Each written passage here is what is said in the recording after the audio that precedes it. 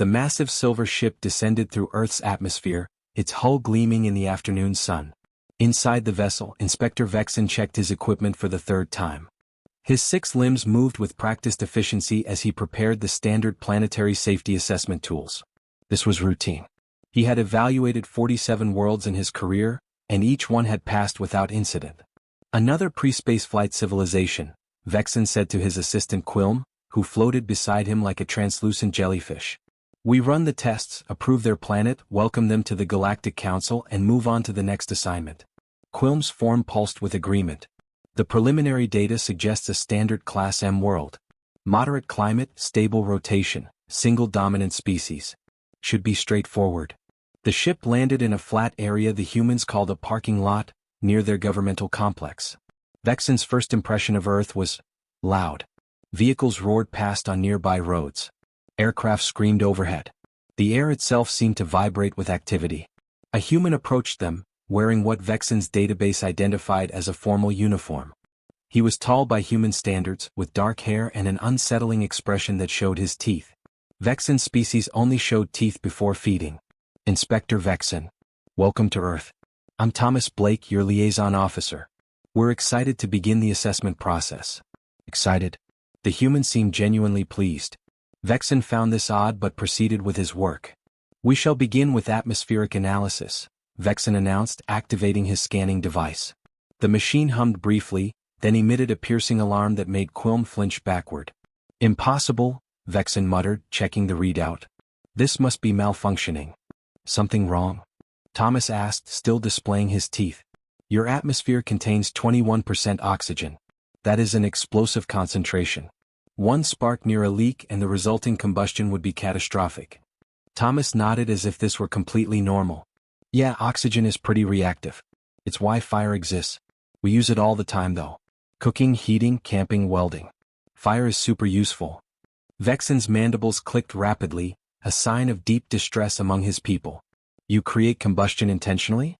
In your living spaces? Sure. How else would you roast marshmallows over a campfire? Thomas seemed confused by the question. Quilm bubbled nervously. What is a marshmallow? A squishy sweet thing we burn on sticks for fun. Vexen decided to move forward. Perhaps the atmospheric issue was an anomaly. He activated the geological assessment scanner and aimed it at the ground beneath them. The device took several minutes to compile data from thousands of monitoring stations across the planet. The results made Vexen's middle eyes widen in horror. Your continental plates are mobile. They move constantly, grinding against each other, creating what you call earthquakes and volcanic eruptions. This region alone has experienced 17 significant seismic events in the past century. Thomas shrugged, a gesture Vexen was learning meant indifference. Oh, you mean California?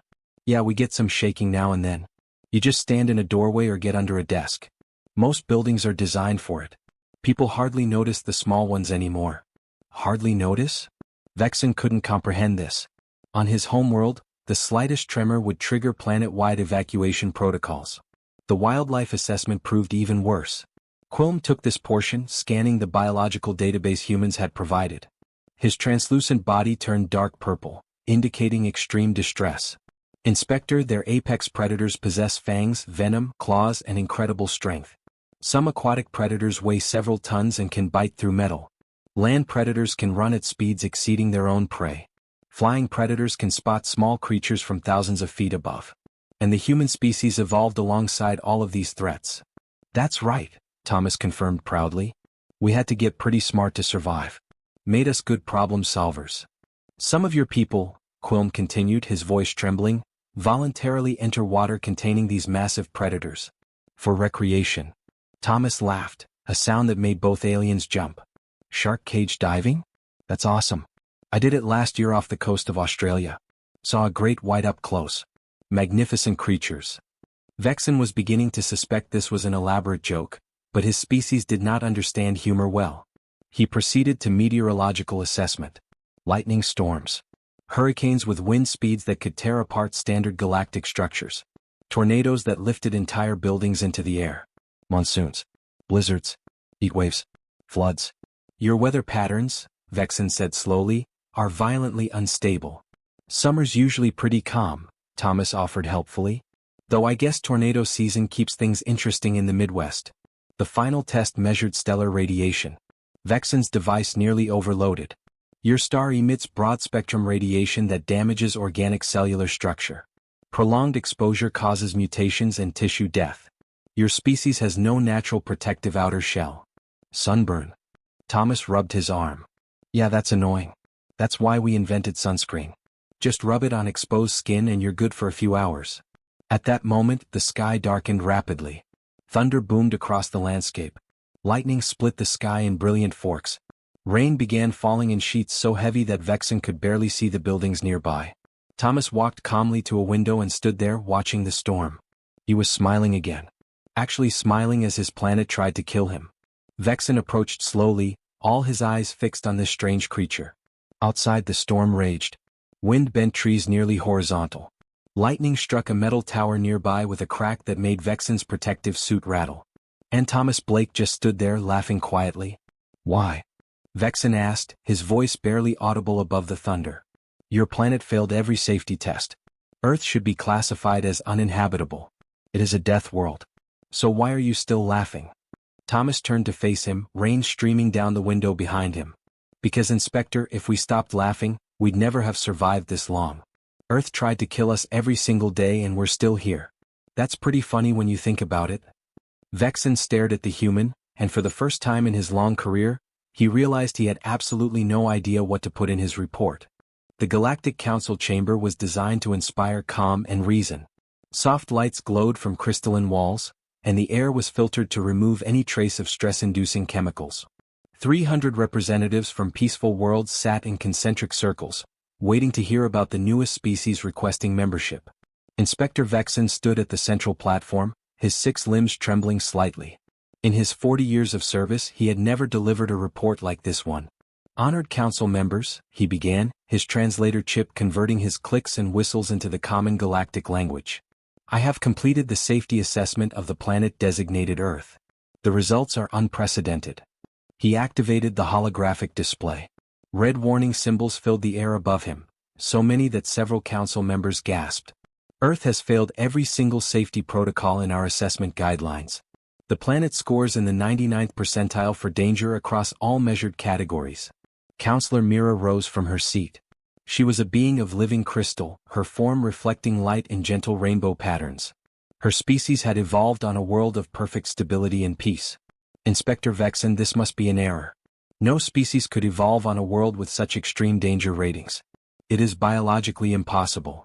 I thought the same, Vexen replied. But I have verified the data 17 times. Earth is what the humans themselves call a death world.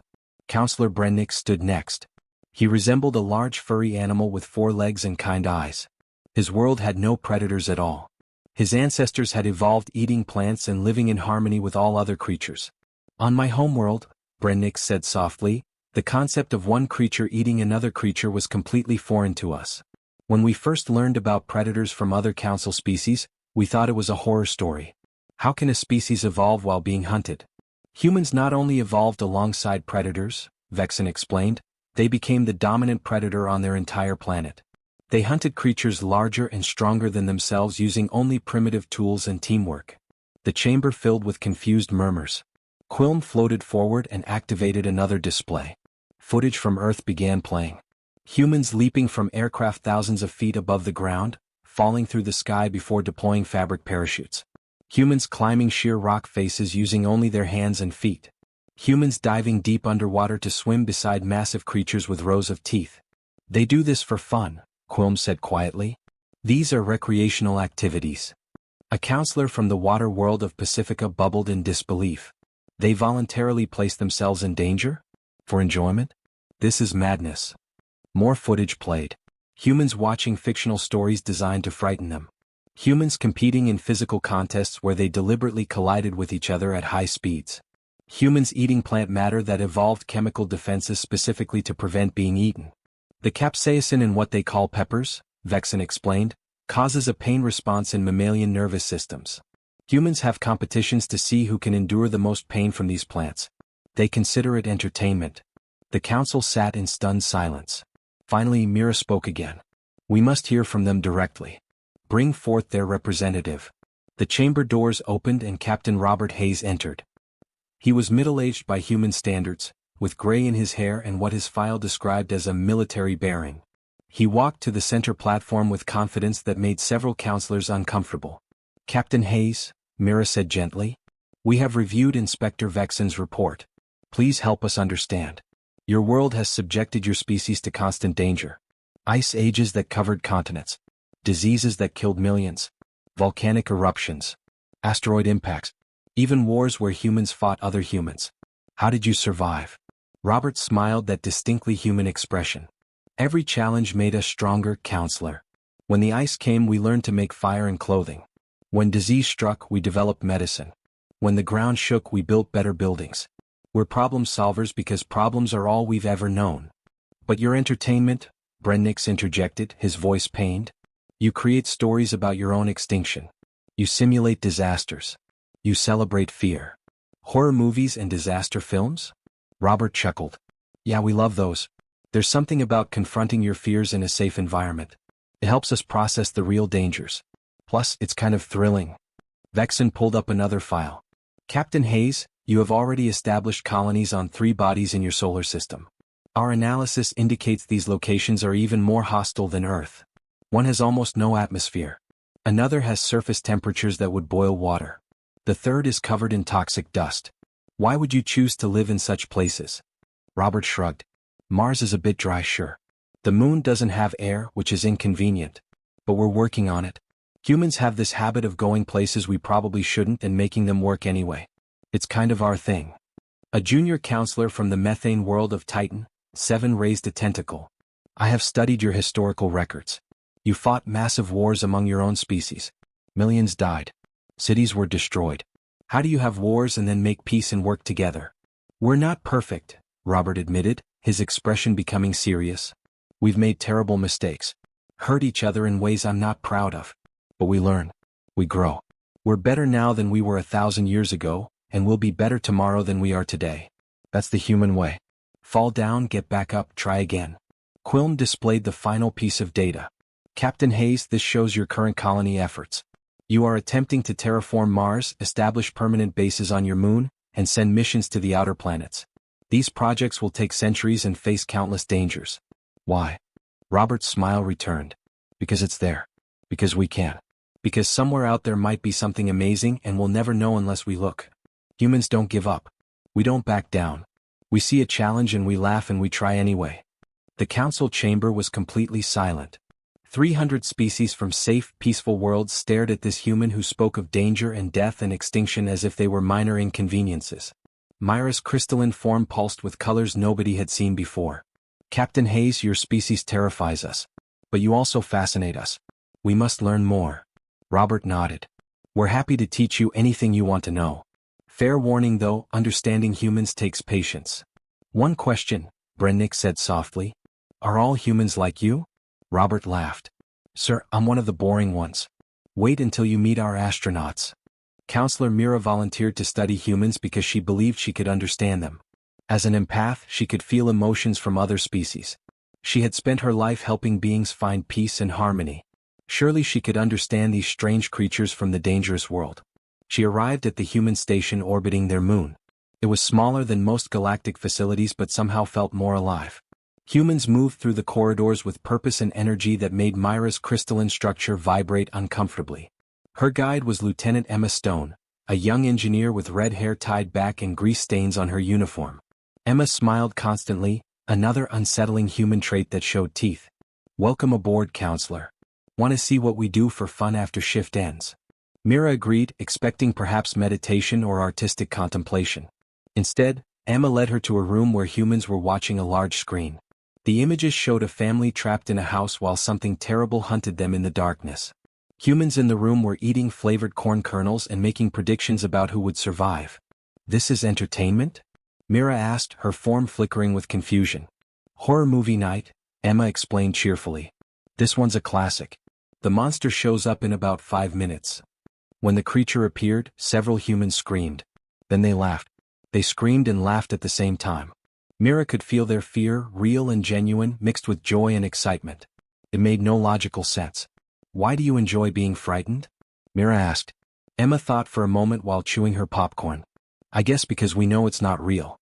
We get to feel the fear but we're actually safe. Plus it's fun to test ourselves. See how much we can handle. Over the next week, Mira observed more human behavior. She watched them play sports where they crashed into each other on purpose. She saw cooking shows where chefs prepared dishes using ingredients that were mildly toxic. She listened to their music, songs about heartbreak and loss and pain, and the humans sang along happily. Explain this to me, Mira said to Emma one evening. They were in the observation deck looking at Earth below. You transform your trauma into comedy. Your pain into art. Your fears into entertainment. How? Emma looked at the planet thoughtfully. Dark humor, you mean? Yeah, that's a big thing for humans. My grandfather used to say if you don't laugh, you'll cry. Sometimes you do both. But laughing helps. It takes the power away from the bad stuff. But why not simply avoid the bad experiences? Can't avoid everything, counselor. Life happens. People die. Relationships end. Things go wrong. You can either let it crush you or you can find a way to keep going. Humor helps us keep going. Mira was beginning to understand when the alarm started screaming. Red lights flashed throughout the station. A calm automated voice announced a radiation leak in Sector 7. Mira felt panic flood through the station as every non-human species immediately began evacuation procedures. This was standard protocol. Radiation exposure could cause cellular damage, mutation, or death. But 3 humans ran toward the danger. Emma was pulling on a protective suit. Marcus Webb, a maintenance technician with dark skin and a bright smile, was right behind her. Alice Foster, a medical officer with blonde hair and a braid, was checking equipment. What are you doing? Mira cried, her crystalline body flashing bright red with alarm. Someone's got to fix it, Emma said calmly, sealing her helmet. The leak is near the oxygen recyclers. If those fail, everyone on this station has about 6 hours of air left. You could die. The radiation levels are extreme. Marcus laughed while climbing into his own suit. Counselor, my mom used to smoke cigarettes inside our house when I was a kid. I've probably already got some cellular damage. What's a little more? That is not reassuring. Myra's voice rose higher than she intended. Alice finished her equipment check and joined the others at the airlock. We'll be fine, counselor. We've got the good suits and we know what we're doing. Besides, this is literally our job. Your job is to risk death? Our job is to keep people safe, Emma corrected gently. Sometimes that involves risk. It's okay. The 3 humans entered the contaminated sector. Mira watched their vital signs on a monitor, feeling helpless. Her empathic abilities could sense their emotions even through the walls. She expected fear, terror, panic. Instead, she felt determination mixed with something that felt almost like excitement. And they were talking to each other over the communication system. Remember that time in training when we had to do this simulation? Marcus was saying. When you tripped over your own feet and knocked over the instructor? Alice laughed. He never let me forget that. Hey Emma, pass me that wrench thing. This wrench thing has a name, Webb. It's a plasma torch. Whatever. Just pass it. They were joking. Making fun of each other. Singing old songs that Myra's translator struggled to interpret. They worked efficiently, their hands steady even though they were surrounded by dangerous radiation. 43 minutes later, the leak was sealed. The 3 humans emerged from the sector, removing their helmets and grinning at each other. See, Emma said to Mira. No problem. You could have died, Mira whispered. But we didn't, Marcus pointed out. And now everyone else is safe. That's what matters. Alice stretched and yawned. Anyone else hungry? I'm thinking pizza. Always pizza with you, Marcus teased. Mira watched them walk away chatting about food after nearly dying. She finally understood something fundamental about humans. They didn't ignore danger. They didn't pretend they weren't afraid. They simply decided that some things were worth the risk, and then they faced the danger while laughing. She returned to her quarters and began writing her report. The title came to her immediately, Humans Don't Laugh Despite Their Hardships. They laugh because of them. It is how they survive. The council would never believe her. But soon they would see for themselves. The universe was about to learn what humans could really do. The distress signal reached the Galactic Council at dawn. Paradise Station, a peaceful colony orbiting a normally calm star, was in crisis. Something had gone terribly wrong. Solar flares, Vexen reported, his voice tight with stress. Massive ones. The star's behavior is completely unpredictable. The station's asteroid anchors are experiencing seismic activity. Atmospheric processors are failing. Radiation levels are climbing. Counselor Brennix pulled up the danger readings and his fur stood on end. These numbers are catastrophic. We must evacuate immediately. We're trying, Mira said, her crystalline form pulsing with anxiety. But our ships cannot approach. The safety protocols won't allow it. The radiation field is too intense. The debris from the asteroid fractures is everywhere. Any vessel entering that area would be destroyed. The reality settled over the council like a cold weight. 40,000 colonists were trapped on Paradise Station. Ships surrounded the area but could not get close enough to help. Every rescue attempt triggered automatic safety overrides. The ships simply refused to enter the danger zone. How long do they have? Asked a counselor from the methane world. 12 hours, Quilm bubbled quietly. Maybe less if the atmospheric systems fail faster. For 6 hours the council tried everything. Different ship configurations. Override codes. Emergency protocols. Nothing worked. The safety systems were too good, too thorough. They had been designed to protect crews from exactly this kind of danger. We're going to watch 40,000 people die, Brennix said, his voice breaking. And we can do nothing. We'll go. Every head turned toward the council chamber entrance. Captain Robert Hayes stood there, still in his travel clothes. Behind him were Emma Stone, Marcus Webb, Alice Foster, Thomas Blake, and 7 other humans. They all wore the same expression of calm determination. Captain Hayes, Mira said carefully, you cannot possibly understand the danger. The radiation alone would kill most species in minutes. We understand, Robert replied. We've reviewed the data. It's bad. But your ships won't go in because their safety systems won't let them. Human ships have safety systems too, but we can override them when necessary. That is insane, Vexen said flatly. Safety protocols exist for a reason. And sometimes the reason to ignore them is bigger than the reason to follow them, Emma added. 40,000 people need help. We can provide it. Counselor Brennix approached slowly. You could die. All of you. The radiation exposure alone could cause permanent damage even with the best protective equipment. Marcus shrugged. Could. Might. Maybe. Those are just words, sir. What's certain is that if we do nothing, people definitely die. I'll take maybe, over, definitely any day. Why would you risk this? Mira asked, genuinely confused. These are not your people. You owe them nothing. Alice smiled softly. They're people. That's enough. The council had no authority to stop them.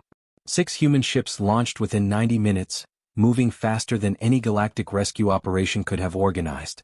The entire council watched on live monitors, unable to look away. The first obstacle was the debris field.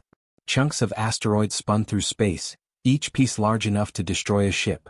Galactic vessels would have needed hours to calculate safe passage routes. The human pilots simply flew through it.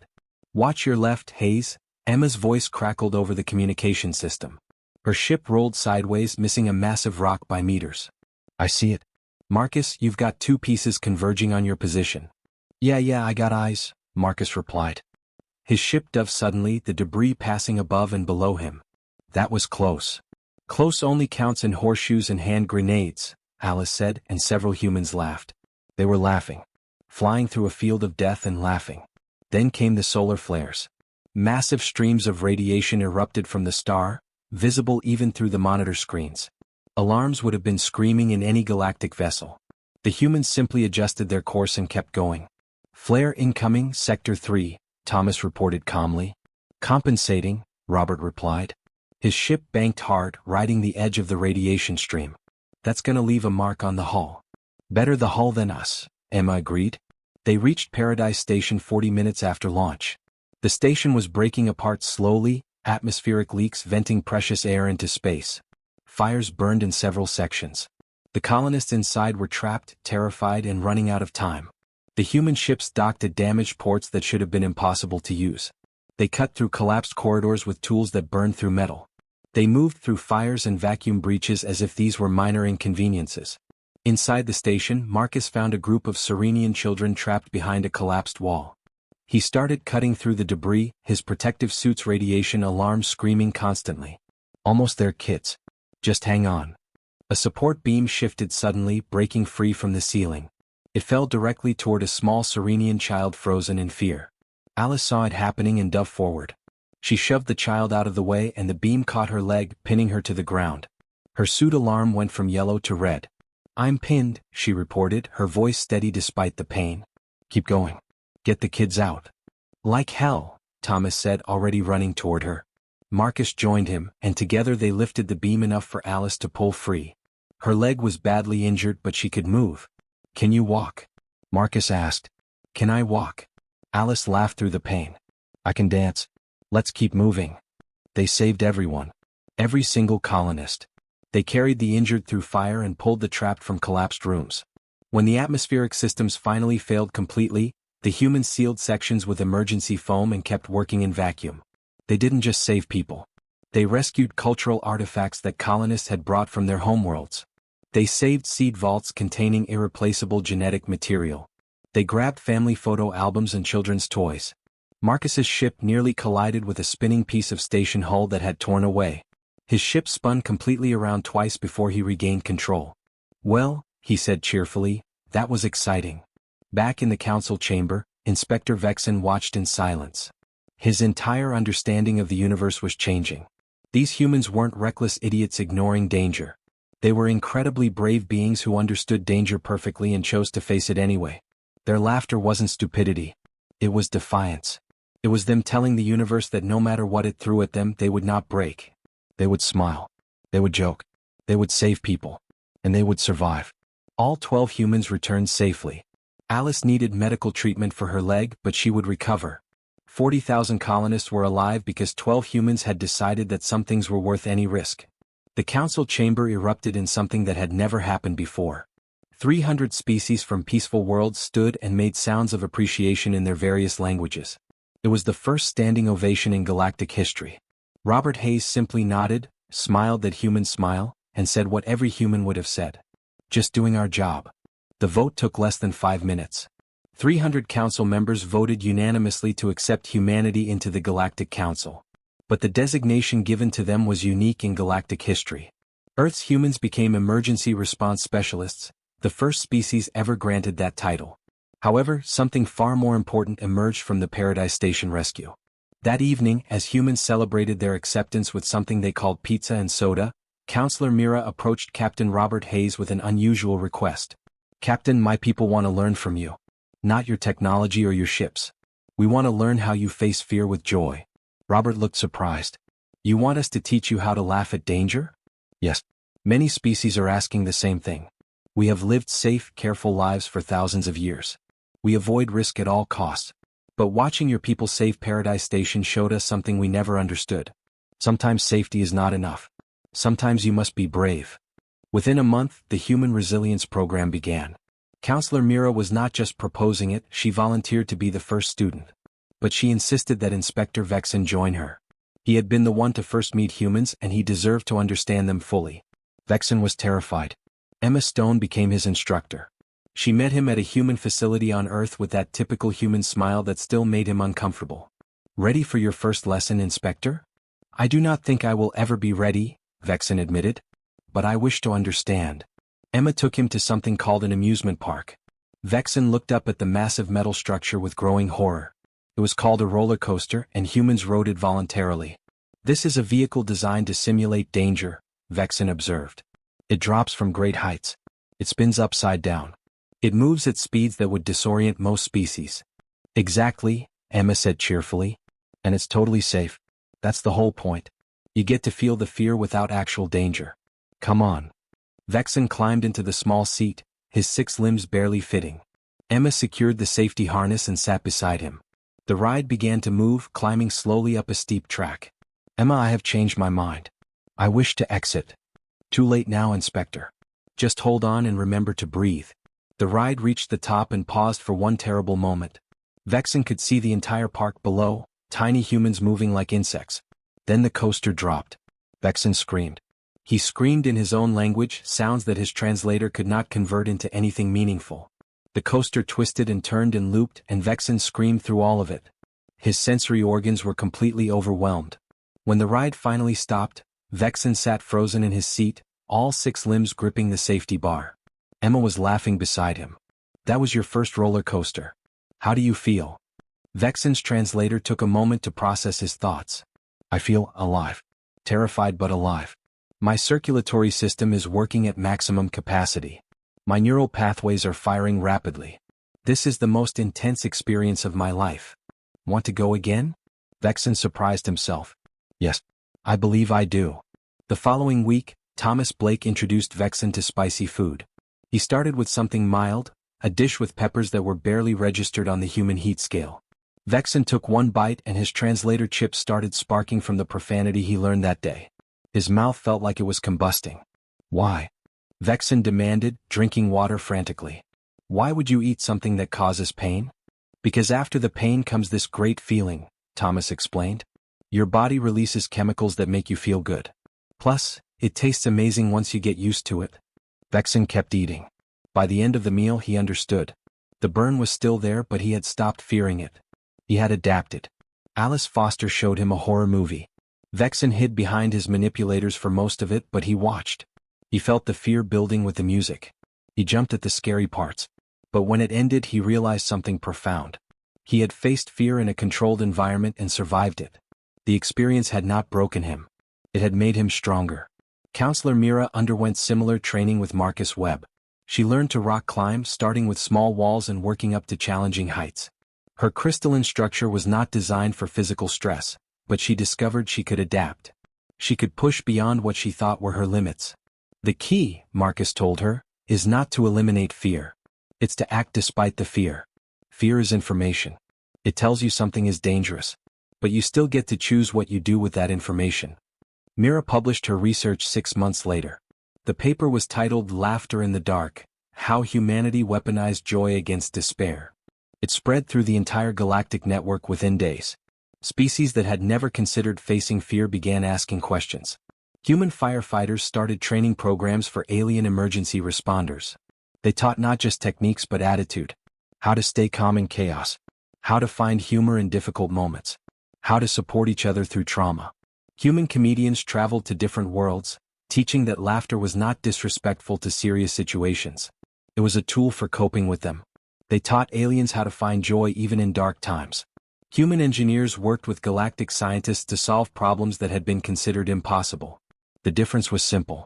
Humans always asked, "What if we tried anyway?" While other species asked, "Why would we risk it?" The real test came 2 years later. The Void Crisis emerged, a massive cosmic anomaly threatening 7 systems. It was spreading, unstoppable, and completely unprecedented. The galaxy faced potential extinction. For the first time, the response was different. Species that had learned from humans stood firm.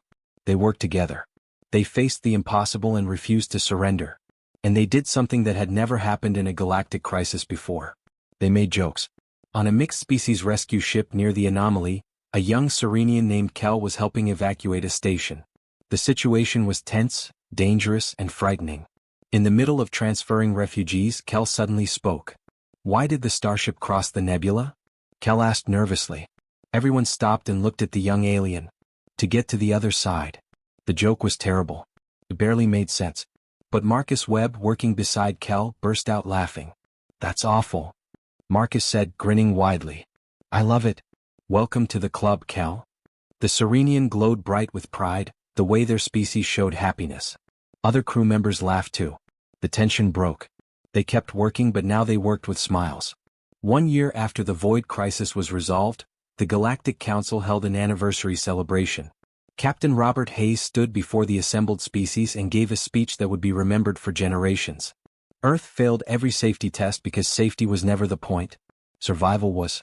We learned that the best way to survive is not to avoid darkness. It's to laugh in its face. Humanity's real gift to the galaxy is not our ships or our technology. It's hope combined with a sense of humor.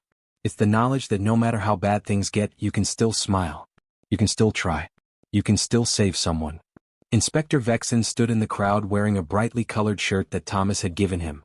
Humans called it a Hawaiian shirt, and it was completely inappropriate for a formal council event. Vexen wore it proudly.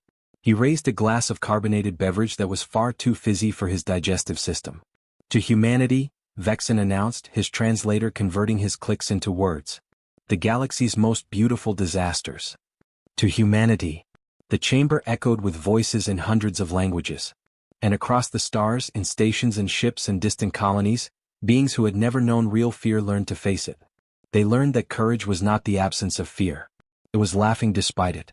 They learned to be human even if they were not.